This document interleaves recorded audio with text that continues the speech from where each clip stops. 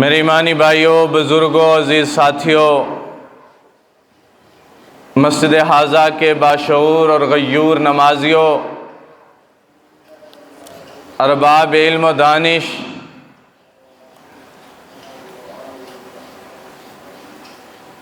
عزیز طلبہ،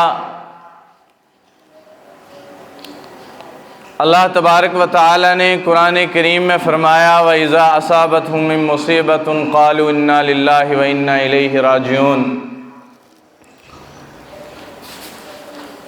کہ ایمان والے پر جب آزمائشیں آتی ہیں، جب مصیبتیں آتی ہیں، تو ایمان والا سینہ کو بھی نہیں کرتا، ایمان والا اپنا منہ، بدن اور چہرہ، بال نہیں نوچتا،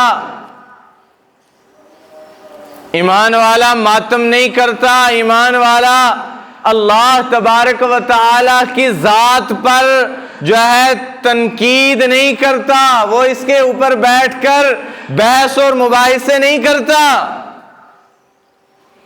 کہ یہ جو حالات آئے، یہ جو مصیبت مجھ پر آئی ہے، جو میرے اوپر جو یہ تنگی اور تکلیف کے دن آئے ہیں، یہ صرف میرے ہی لیے ہیں، یہ میرے ہی لیے تکلیفیں آنے والی تھیں، یہ میرے ہی لیے پریشانیاں آنے والی تھیں، یہ میرے لیے نقصانات تھے۔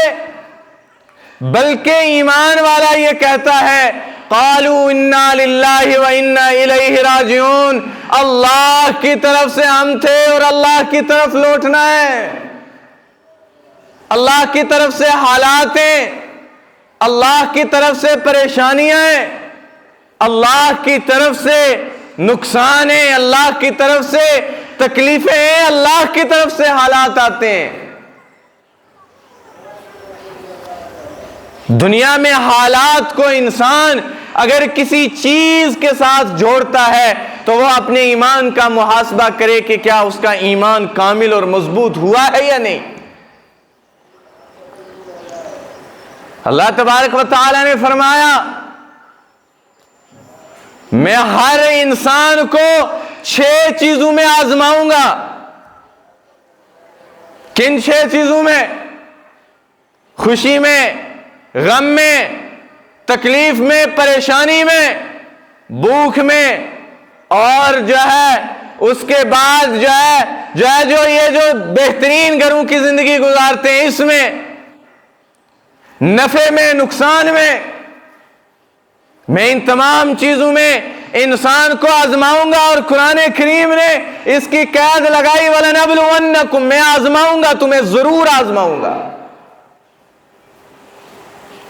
من الخوف والجوع ونقص من الاموال والثمرات وبشر الصابرین، اس کے بعد اگر ان تمام چیزوں کے اوپر ایمان والا صبر کر گیا اس کے لیے کامیابی کی خوشخبری ہے۔ اگر انسان نفع اور نقصان میں، انسان خوشی اور غم میں، اگر انسان تنگی میں، انسان تکلیف میں، انسان غم میں اگر اللہ کو بھول جاتا ہے تو وہ یہ سمجھے کہ اس کا ایمان ابھی کامل اور مکمل نہیں ہوا ہے۔ صحابہ کرام رضوان اللہ تعالی علیہم اجمعین کا یہ اکثر جملہ ہوا کرتا تھا، فرماتے ہم پریشانی کو، اللہ کی طرف سے آنے والی پریشانی کو تہے دل سے خوشی کے ساتھ تسلیم کرتے تھے، اور اللہ کی طرف سے آنے والی جو ہے خوشی کے بیچ ہم اللہ سے ڈرا کرتے تھے۔ انسان غم میں تو اللہ کے اوپر صبر کر لیتا ہے، فیصلے کے اوپر اللہ تبارک و تعالیٰ کے حکم پر تو صبر کر لیتا ہے، لیکن خوشی کے اندر صبر کرنا، جو ہے شکر کرنا، یہ 2 چیزیں دنیا کے اندر خوشی میں بہت زیادہ نقصان دہ ہیں کہ انسان ان کے اوپر جلدی جلدی قائم نہیں رہ سکتا۔ کسی جوان عورت کا شوہر مر جائے، چھوٹے چھوٹے بچے یتیم ہو جائیں،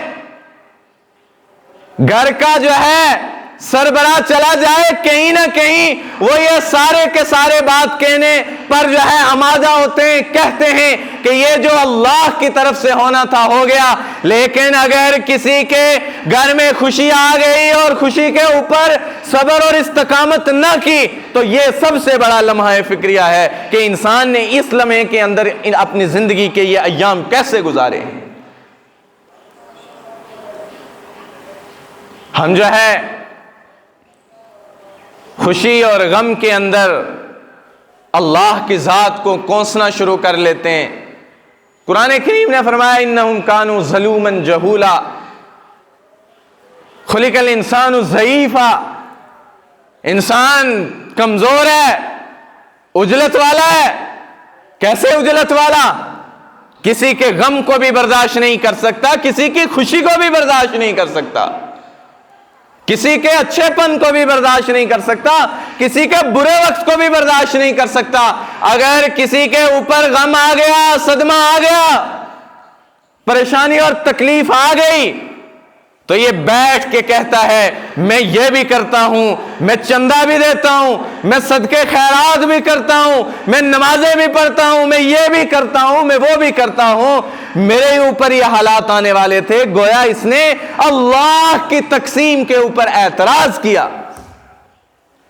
جب بندہ اللہ کی تقسیم پر اعتراض کرتا ہے تو وہ پھر سمجھے کہ ایمان کہاں چلا گیا۔ حضرت سیدنا صدیق اکبر رضی اللہ تعالی عنہ کے پاس صحابہ ان کی بیماری کے ایام میں پتہ کرنے کے لیے آتے ہیں، اور صحابی رسول نے حضرت سیدنا صدیق اکبر کو کہا بلا شک صدیق اکبر خلیفہ بلا فصل ہیں اور کمال کی خصوصیات پائی ہیں۔ جو دور خلافت اپنا گزارا بالکل من نوع نبی علیہ السلام سے ملتا جلتا تھا۔ آپ دیکھیں جب مکے سے ہجرت ہوئی، عاشق ہوویں عشق کماویں دل رکھیں وانگ پہاڑا ہو، جو محبت کرتے ہیں وہ اپنے محبوب کی ہر ادا کو اپناتے ہیں، وہ اس کے ہر لمحے کو اپناتے ہیں، وہ اس کی ہر ادا کو دل میں بساتے ہیں۔ وہ یہ چاہتے ہیں کہ جیسا ہمارا جو ہے محبوب ہے ہم اس کے چال ڈھال، اس کے ہولیے، اس کے بیچ جو ہے اپنے آپ کو ڈال لیں۔ تو کمال کا محبت کرنے والا تھا صدیق اکبر۔ جب مکہ سے مدینہ کی ہجرت ہوتی ہے تو وہاں پہنچے تو لوگوں نے دیکھا کہ حضرت صدیق اکبر رضی اللہ تعالیٰ عنہ آگے، اور لوگوں نے تو یہ سمجھا کہ یہی محمد رسول اللہ ہیں۔ لوگوں کا جو ہے جمع غفیر حضرت صدیق اکبر رضی اللہ تعالیٰ عنہ کے قریب ہوا تو حضرت صدیق اکبر اٹھے اور اٹھ کر اپنا رومال حضور صلی اللہ علیہ وسلم کے سر کے اوپر رکھا تاکہ دھوپ نہ لگے، اور یہ پیغام دینا تھا کہ غلام میں ہوں، آقا تو یہ ہیں۔ تو عجیب محبت تھی۔ تو بیمار ہوئے تو کہا کسی طبیب کو دکھاؤ۔ فرمانے لگے جس طبیب کو دکھانا تھا اسی طبیب نے مجھے بیمار کیا ہے، میں اس کا مریض ہوں، وہ جانے اور اس کا کام جانے۔ یار کیا ان لوگوں کا اللہ کے ساتھ محبت اور عشق تھی۔ عبداللہ ابن مسعود رضی اللہ تعالیٰ عنہ کے پاس حضرت عثمان غنی تشریف لاتے ہیں، کہتے ہیں آپ جو ہے بیمار ہیں، آپ کو میں جو ہے آپ کو تھوڑا سا کچھ جو ہے ہدیہ دے دیتا ہوں، بیت المال سے پیسے دے دیتا ہوں۔ ایک دم اٹھ کے کھڑے ہوئے کہنے لگے ہرگز نہیں، محمد الرسول اللہ صلی اللہ علیہ وسلم سے سنا تھا جو عشاء کے بعد سورہ واقعہ پڑھے گا اللہ اس کے اوپر سے فقر کو ہٹا دے گا، اب ہمیں کسی بیت المال کی ضرورت نہیں ہے۔ تو اللہ آزمائے گا من الخوف والجوع ونقص من الاموال والانفس والثمرات۔ کبھی اللہ جان کے ذریعے آزماتا ہے، کبھی اللہ مال کے ذریعے آزماتا ہے، کبھی اللہ اولاد کے ذریعے آزماتا ہے، اور وہی کامیاب ہوتے ہیں جو ان آزمائشوں میں استقامت کے ساتھ حضرت اللہ جل شانہ کے اوپر ایمان رکھتے ہیں۔ کمال کی بات ہے ہم دنیا کے حالات سے واقف ہی کہاں ہیں؟ اٹھائیں کتابیں پڑھیں، انسان کا ہوش دنگ رہ جاتا ہے۔ کتابوں میں ایک واقعہ لکھا ہے، فرمایا ایک عورت بیت اللہ کا طواف کر رہی تھی، اور طواف کرتے کرتے وہ ہر چکر میں یہ کہتی ہے اللہ میں تجھ سے اس حال میں بھی راضی ہوں۔ تو ساتھ میں گزرتے ہوئے آدمی کو جب یہ بات گراں گزری کہ یہ عورت بول کیا رہی ہے، اس حال میں بھی راضی ہوں، ذرا اس سے معاملہ تو پوچھوں، وجہ کیا ہے؟ اور اسے پوچھا کیا معاملہ ہے، کیا وجہ بنی؟ کہنے لگی میرا گھر میں میرے شوہر نے ایک بکری کا بچہ لایا اور بچوں کے سامنے اس نے ذبح کیا۔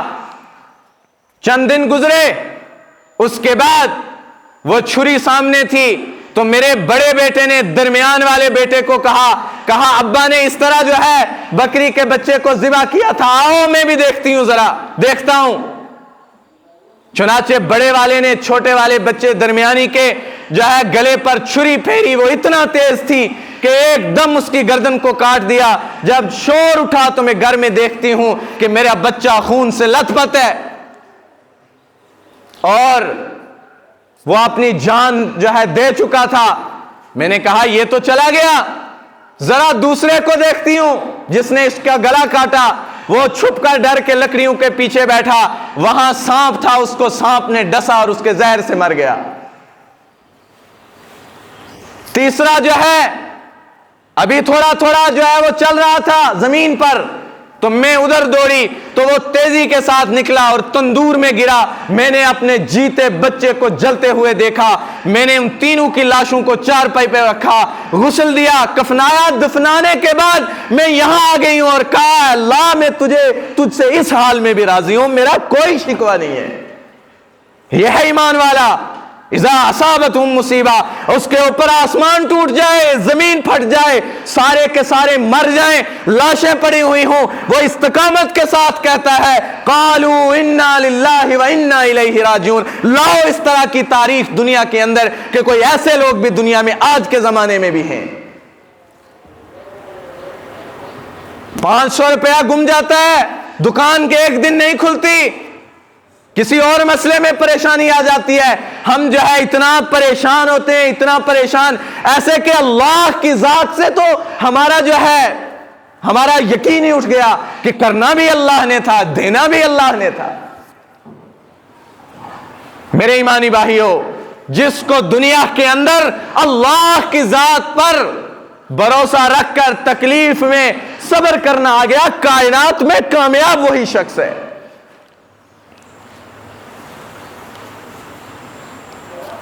ابھی دور حاضر کی بات ہے، بہت پہلے کی نہیں، بہادر شاہ ظفر کو جب انگریزوں نے پکڑا اور ہندوستان کی آزادی میں بڑی تیز ترار تحریک چلا رہا تھا، تو 10 یا 11 بچے تھے، تو ناشتے پر اس کے بچوں کی گردنیں کاٹ کر اس کے سامنے رکھیں، اور اس مرد مجاہد نے اپنے بچوں کی گردنیں پلیٹ میں اپنے سامنے دیکھیں، تو ایک لمحے کے لیے بھی اس کے دل میں تردد نہیں ہوا، وہ لوگ اللہ کی منشا پر راضی تھے۔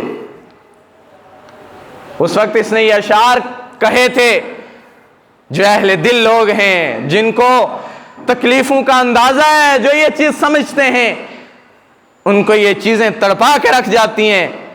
بہادر شاہ ظفر لکھتا ہے نہ کسی کی آنکھ کا نور ہوں، نہ کسی کے دل کا قرار ہوں، نہ کسی کی آنکھ کا نور ہوں، نہ کسی کے دل کا قرار ہوں، جو کسی کے کام نہ آ سکے وہ بے بسی کا مزار ہوں۔ کوئی مجھ پہ پھول چڑھائے کیوں، کوئی مجھ پہ آنسو بہائے کیوں، کوئی مجھ پہ پھول چڑھائے کیوں، کوئی مجھ پہ آنسو بہائے کیوں، کوئی مجھ پہ آنسو بہائے کیوں، میں وہ بے بسی کا مزار ہوں۔ اور پھر فرماتا ہے میرا رنگ روپ بدل گیا، میرا یار مجھ سے بچھڑ گیا۔ میرا رنگ روپ بدل گیا، میرا یار مجھ سے بچھڑ گیا، جو چمن میرا ہے اجڑ گیا، میں وہ ایک مشت غبار ہوں۔ کہ ہم نے تو سب کچھ دے دیا، ہمارا تو سارا کچھ جو ہے لگ گیا ہے۔ میرے ایمانی بھائیوں، سینے پہ ہاتھ رکھو اور اس بات کو سمجھو کہ ہمارا آج تک لگا ہی کیا ہے۔ وہ یاد کرو تاریخ صحابہ کرام کی، کہ جہاں آج کی ماں اپنے بچوں کو 7 کپڑوں کے بیچ لپیٹ کر رکھتی ہے، وہاں دودھ پیتے بچوں کو اٹھا کر محمد الرسول اللہ صلی اللہ علیہ وسلم کی گود میں لا کر رکھتی تھی، اور یہ کہتی تھی کہ شوہر بھی مر گیا، شہید ہو گیا، بیٹا بڑا بھی شہید ہو گیا، باپ بھائی بھی شہید ہو گیا، کچھ بھی نہیں ہے پاس، یہ ایک دودھ پیتا بچہ ہے۔ پوچھا اس کا کرنا کیا ہے، اس کا کیا کرنا ہے؟ کہا جب سپاہی کو تیر میں ڈھال کی ضرورت پڑے گی تو اس بچے کو ڈھال کے لیے استعمال کرنا تھا کہ اس کو تیر لگے اور سپاہی بچ جائے، دین کا تحفظ ہو جائے۔ کہاں سے لاؤ گے ایسی مائیں، کہاں سے لاؤ گے ایسا جگر، کہاں سے لاؤ گے ایسا صبر اور استقامت؟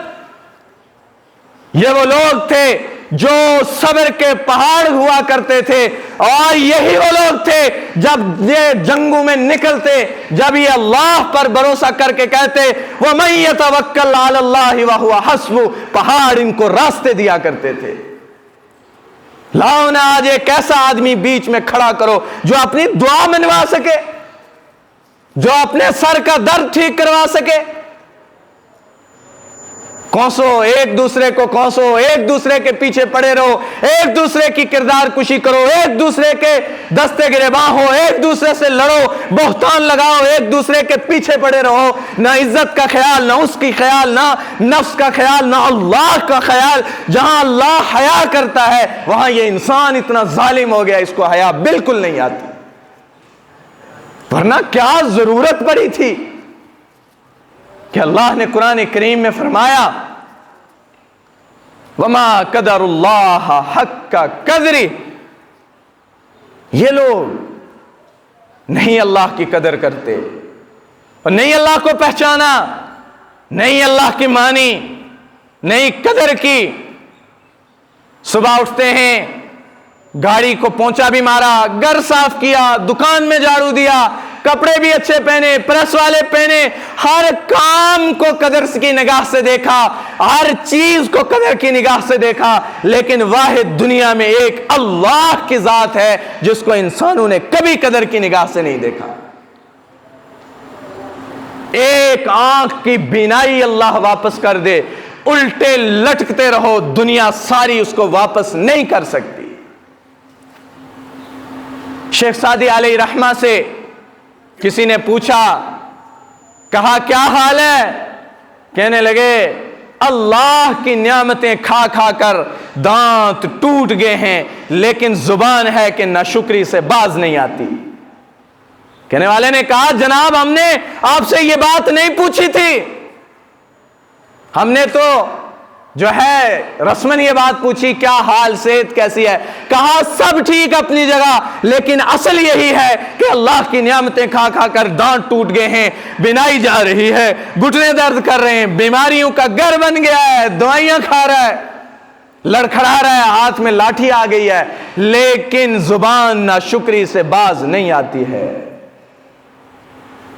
ہم یہاں کسی کو اگر پوچھ لیں جناب کیا حال ہے، جی کیا اللہ پر شکایت کرنی، کیا ہی اللہ پر شکایت کرنی ہیں، جی بڑے درد ہیں، پریشانیاں ہیں، تکلیف میں ہیں، یہ ہے وہ ہے، زبان سے یہ بھی نہیں، یہ بھی کہہ رہا ہے کہ اللہ پر کیا شکوے کرنے اور زبان سے شکوے بھی کر رہا ہے۔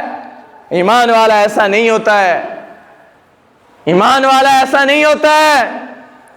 ایمان والا آنکھیں بند کر کے اللہ پر بھروسہ کرنے والا ہے۔ اور یہ گزشتہ 4 دنوں کی مثال ہمارے سامنے ہے۔ سوشل میڈیا پر آپ نے دیکھا ہوگا، بڑے ٹرینڈنگ میں چل رہی ہیں ویڈیوز کہ وہ جو بفلیاز میں ایک گھر گرا اور اس گھر کے تمام افراد جو ہے گھر کی اس کے زد میں آ کے اس کے بیچ جو ہے شہید ہو گئے. 8 یا 9 لوگوں کی موت ہو گئی ہے. غالباً 3 جنازے ملے ہیں, باقی والی تو لاشیں بھی نہیں ملی ہیں ابھی. تو میڈیا والا اس جو ہے بزرگ سے پوچھتا ہے جو ان بچوں کا باپ تھا کہ آپ کیا کہنا چاہیں گے؟ تو مجھے یہ قرآن کی آیت اس وقت سمجھ آئی کہ اللہ جان مال اور جو ہے ان تمام چیزوں سے تمہیں آزمائے گا, لیکن کامیاب وہی ہوں گے جو صبر کرنے والے ہیں. آپ اس کی زبان سے نکلے الفاظ سنیں, اللہ کی قسم کیا بشاشت دل میں پیدا ہوتی ہے کہ آج کے زمانے میں بھی ایسے لوگ ہیں. کہ اس سے پوچھا کیا کہنا چاہیں گے, کہتا ہے ہم نے کچھ نہیں کہنا, جس اللہ نے دیے ہوئے تھے اسی اللہ نے واپس کر لیے, ہمیں کسی سے شکایت بھی نہیں ہے. جس اللہ نے ہمیں یہ اولاد دی تھی اسی نے واپس لے لی ہے. ہاں میں اتنا ضرور کہوں گا کہ آؤ میرے ساتھ جو ہے میری مدد کرو اور ان کی لاشیں مجھے مل جائیں تاکہ میں اپنے ہاتھوں سے ان کو دفن کر دوں. میرے ایمانی بھائیو, یہ بات کہنے والا بڑا جگر ضرورت ہے, بڑا حوصلہ اور دل ضرورت ہے کہ جس نے اپنی آنکھوں کے سامنے پورا گھر دفن ہوتے مرتے بل بلاتے دیکھا ہو, اور یہ بھی دیکھا ہو کہ دور دور تک لاشیں بھی ملنے کا تصور نہ ہو, پھر وہ یہ کہے کہ میں اللہ کے رضا پر راضی ہوں. آپ اس کے ایمان کا اندازہ لگائیں کہ کس معیار کا ایمان رکھتا ہے. اور میں اور آپ میں سے اگر کسی پر حالات آ جائیں, اللہ ہم سب کی حفاظت فرمائے, تو ہم تو وابیلا اٹھا لیں. میرے ایمانی بھائیو, یہ جو حالات ہیں, یہ جو حالات ہیں یہ اتفاقاً نہیں ہیں. آپ ان کو مانسون کی بارشیں مت کہو, آپ ان کو ساون کی بارشیں مت کہو.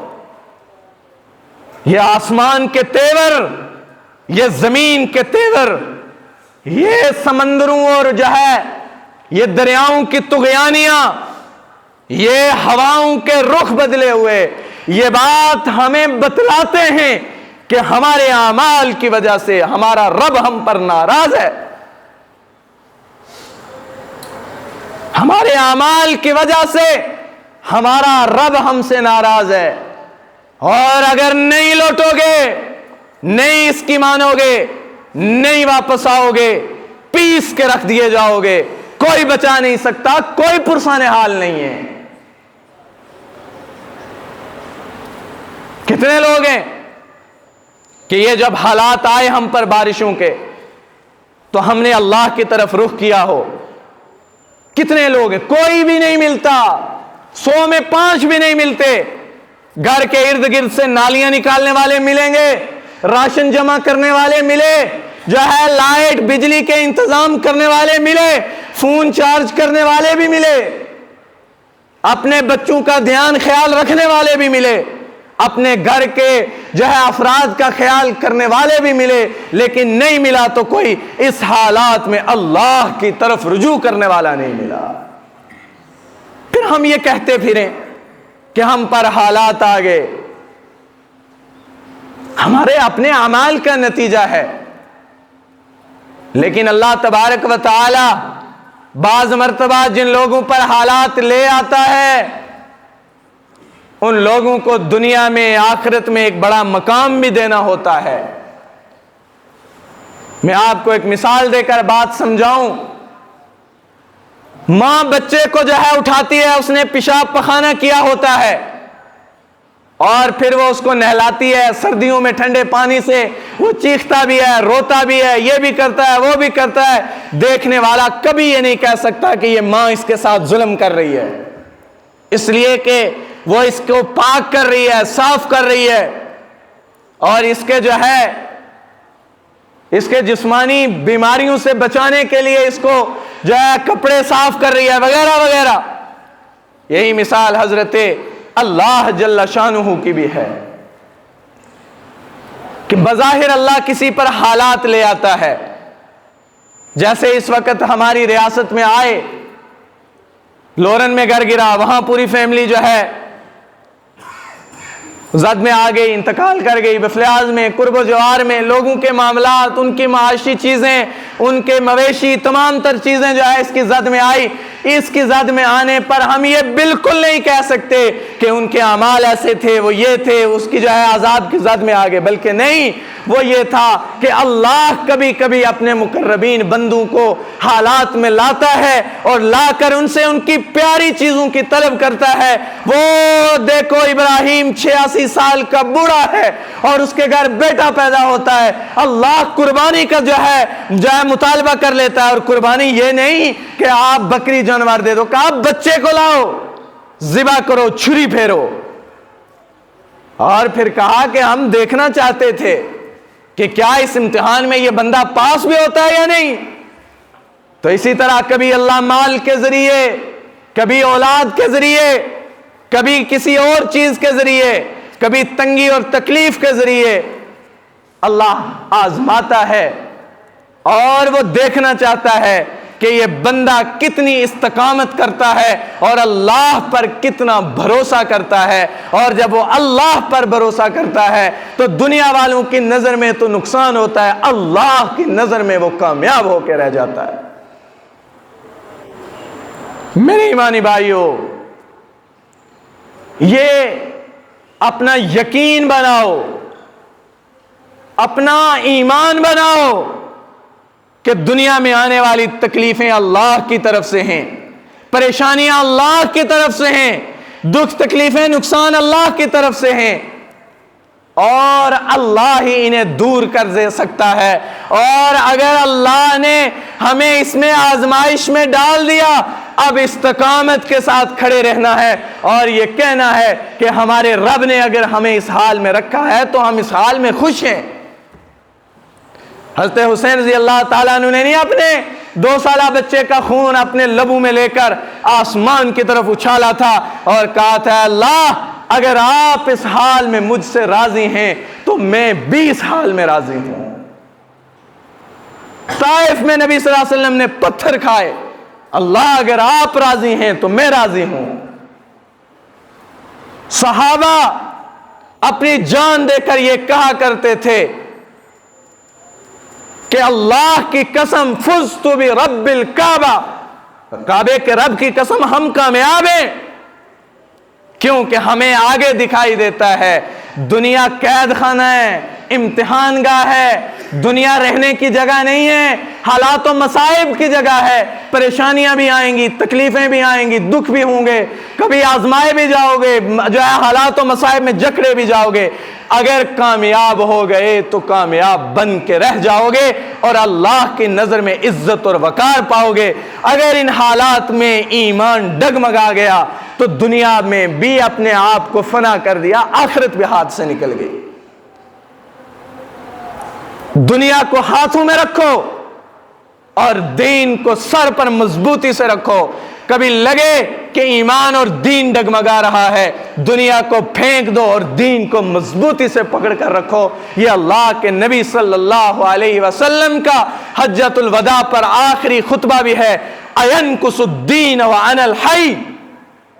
اور پھر فرمایا عَضُّوا عَلَيْهَا بِالنَّوَاجِذِ، میری سنت، میری رسی، میرے طریقے کو مضبوطی سے پکڑ کر رکھنا تاکہ ڈگمگانے پر کبھی تم اس سے جو ہے چھوڑ نہ دو، تمہارے ہاتھ سے نکل نہ جائے۔ تو پریشانیوں اور تکلیفوں میں اللہ پر یقین رکھنے والے اللہ کے مقربین بندے ہوا کرتے ہیں۔ اللہ تبارک و تعالی ہماری ریاست اور پورے ملک کی حفاظت فرمائے، اور جتنے لوگ دنیا سے چلے گئے نقصانات میں، اللہ ان کی جو ہے مغفرت فرمائے، اللہ ان کو جو ہے ان کے پسماندگان کو صبر جمیل دے، اور اللہ تبارک و تعالی ان کو اس کا عمل بدل دے۔ اللہ ہم سب کی اور پوری ریاست کی حفاظت فرمائے۔ وآخر الدعوانا ان الحمد للہ رب العالمین۔